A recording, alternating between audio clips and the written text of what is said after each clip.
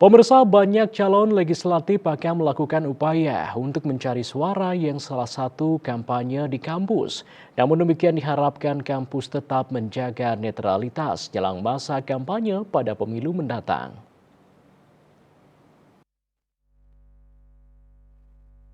Akademisi Prof. Bakte berharap kampus tetap menjaga netralitas jelang pemilu 2024.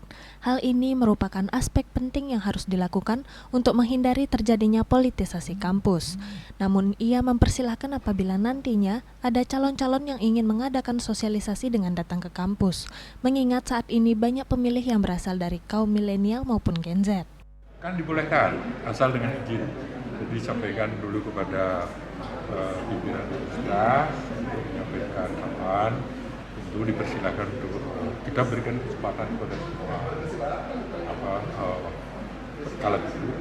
caleg maupun capres juga kalau ada yang mau datang memberikan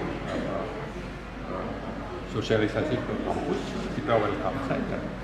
Karena pemilih kita kan pemilih milenial sekarang, dan mahasiswa termasuk yang pemilih milenial, pakai Gen Z dan sebagainya, dan itu pasti menjadi target dari para caleg dan para capres sepanjang tidak menyebabkan hal-hal yang negatif. Kita akan jaga netralitas kita. Yang penting adalah bagaimana mahasiswa, para dosen itu memakai rasionalnya untuk memilih calon pemimpin kita ke depan. Karena hal yang penting sekali, kita tidak boleh buta politik. Kalau kita buta politik, salah memilih, kita menderita 5 tahun.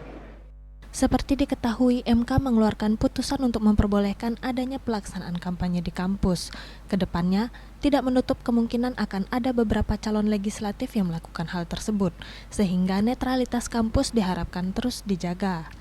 Gung Istri, Bali TV.